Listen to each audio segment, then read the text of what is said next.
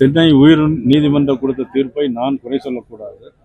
ஆனால் உச்ச நீதிமன்றமே அது பல கேள்விகளை கேட்டிருக்கிறது. உச்ச நீதிமன்ற தீர்ப்பை நான் வரவேற்கிறேன். காரணம், எல்லா மக்களுடைய கருத்தை சீர்தூக்கி பார்த்து மக்களுடைய மனநிலை என்னவோ அதை டெல்லியில் உள்ள உயர் நீதிமன்றம், இன்றைக்கு உச்ச நீதிமன்றம் அந்த கருத்தை அப்படியே பிரதிபலிக்கும். எப்படி நீங்கள் மதுரை உயர் நீதிமன்றம் இருக்கும்போது ஏன் நீங்கள் சென்னை உயர் நீதிமன்றத்தில் போனீங்க? அதன் பிறகு எல்லா 41 பாடியையும் நீங்கள் எல்லாம் இறந்துதான் வந்தது என்று மக்கள் நல்வாழ்வுத்துறை அமைச்சர் சொல்லியிருக்கிறார்கள். 41 பாடியையும் நீங்கள் ஒரே இடத்தில் வைத்து போஸ்ட்மார்ட்டம் பண்ணீங்களா, 41 மேஜைகளில் வைத்து போஸ்ட்மார்ட்டம் பண்ணீங்களா என்ற கேள்வியை உச்சநீதிமன்றம் கேட்டிருப்பது இந்த அரசாங்கத்திற்கு மிகப்பெரிய ஒரு தலைக்குனிவாகத்தான் இருக்கிறது.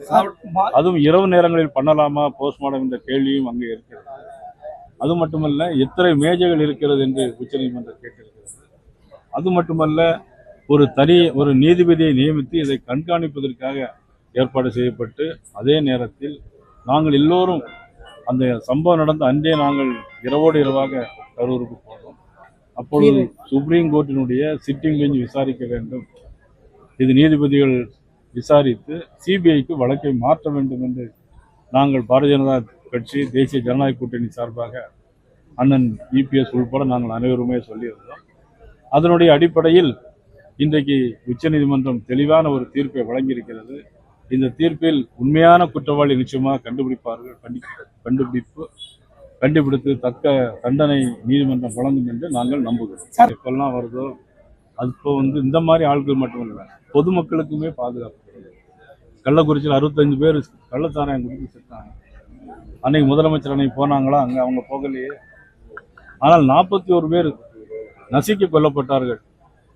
அதற்கு உடனடியாக நமது மாண்புமிகு முதலமைச்சர் நேரடியாக அரை மணி நேரத்திற்குள்ளாக புறப்பட்டு இரவோடு இரவாக அவ்வளவு இறந்த உடல்களையும் பரிசோதனை செய்து காலை 5 மணிக்கெல்லாம் அவர்களை எரிக்கவும் புதைக்கவும் உத்தரவிடப்பட்டிருக்கார் என்று சொன்னால் இதில் மிகப்பெரிய ஒரு சந்தேகம் இருக்கிறது என்பதுதான் பொருள். சார், கரூர் விஷயத்தில் விஜய் மேல சாட்டப்பட்ட குற்றங்கள் இப்ப ஆளுங்கட்சி மேல திரும்பி இருக்கிறதா அரசியல் பார்வையாளர்கள் சொல்றாங்க. நீங்க அதாவது கரூர் சம்பவத்தை பொறுத்த மட்டும் விஜய் மீது குற்றம் சாட்டப்பட்டிருக்கிறதா, ஆளுங்கட்சி மீது சாட்டப்பட்டிருக்கிறதா என்பது இன்னும் இப்பொழுது சிபிஐ விசாரித்து தக்க முடிவுகளை. சார், உங்கள் தேர்தல் சுற்றுப்பயணத்தில் இபிஎஸ் கலந்துப்பாரா?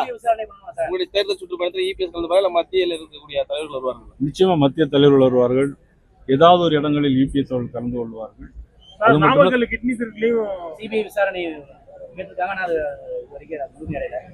கிட்னி திருட்டு நடந்திருக்கதா உங்களுக்கு தெரியுது, அது வரைக்கும் சந்தோஷம். பிளே ஸ்டோர் மற்றும் ஆப் ஸ்டோரில் இருந்து பாலிமர் செயலியை QR கோடு மூலம் பதிவிறக்கம் செய்யுங்கள். செய்திகளை உடனுக்குடன் பெறுங்கள்.